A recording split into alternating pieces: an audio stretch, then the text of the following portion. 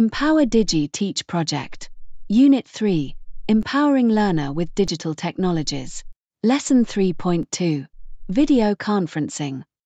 Hi, I am Monica.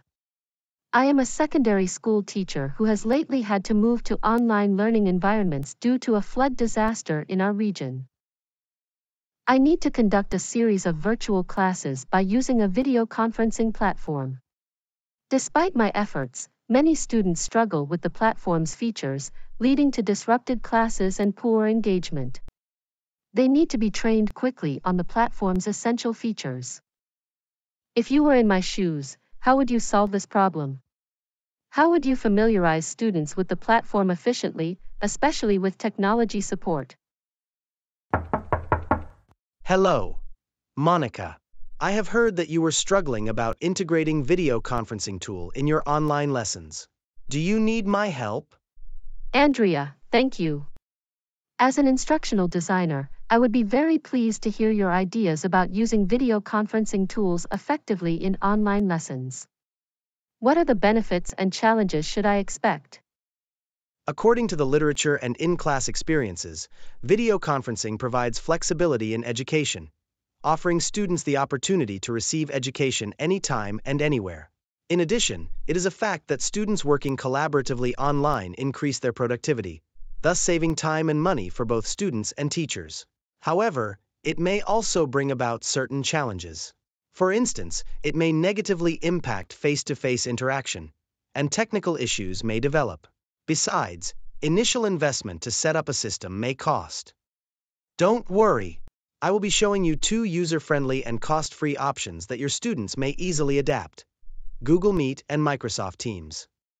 Google Meet is a video conferencing tool that allows educators and students to engage in synchronous classes, virtual meetings, and collaborative activities. It offers features such as screen sharing, chatting, creating a whiteboard, conducting a poll, using breakout rooms, personalizing the background, which enhance the virtual learning experience and promote active participation among students. Another video conferencing tool is Microsoft Teams. With its user-friendly interface and robust integration features, Microsoft Teams allows users to start video conferences quickly and easily. To start a video conference via Microsoft Teams, users can go to the Calendar tab. There are three main options: to participate in an ongoing or scheduled meeting, click Join with an ID, to start a meeting at the very moment, click Meet Now, and to schedule a meeting for a determined date and time, click New Meeting. When you click on the New Meeting button, you can schedule a meeting for a determined date and time, and also you can specify the details of the scheduled meeting. Here you can identify the meeting title, the attendees, that is, participants of the meeting, the exact start and end time of the meeting, the duration, the repetition frequency, notes, and so forth.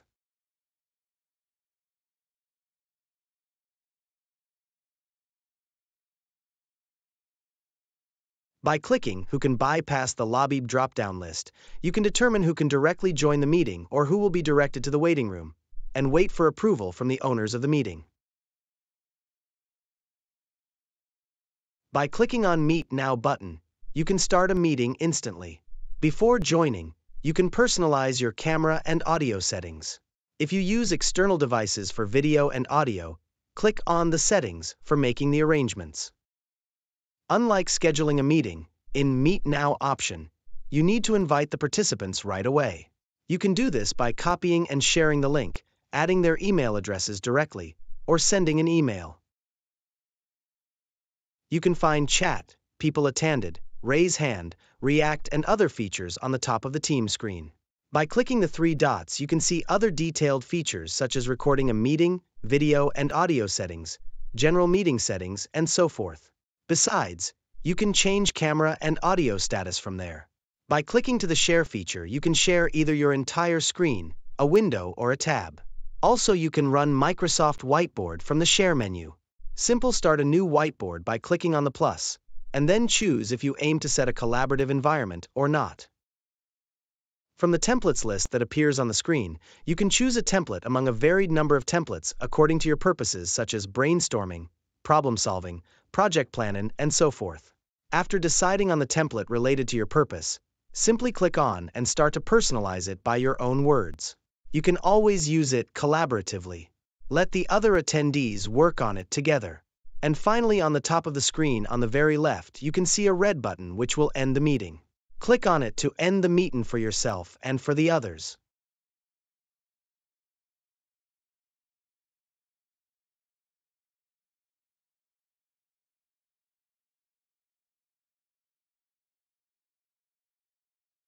Thank you, Andrea. This has been very useful to me. I will be eager to use video conferencing tools not only in emergency remote teaching times such as the flooding that is currently taking place in our city, but also to enhance my regular face-to-face classes and for my hybrid course designs. But I have one other question in mind. Please do not hesitate. Can you provide more examples regarding how to effectively use video conferencing tools in a class? Of course. Let me try to explain it to you through a few cases you may encounter in your classes. One of the most common problems is to attract shy or quiet students to the lesson. For this, you can ask students to turn on their cameras. Or for those who do not want to turn on their cameras, you can design ice-breaking activities using emojis through the chat section or just the React feature below. In this way, learners will feel more relaxed and participate more actively in the lesson in the later stages of the lesson. Another situation can be to conduct collaborative activities. For this, you can divide students into smaller groups by using the breakout rooms feature for collaborative tasks, brainstorming, or discussions. However, it is important to monitor them in action and make sure that the learning process is not interrupted.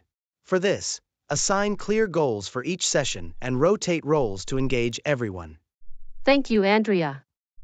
These pedagogical suggestions enlightened my point of view. Now it is time to put these in practice.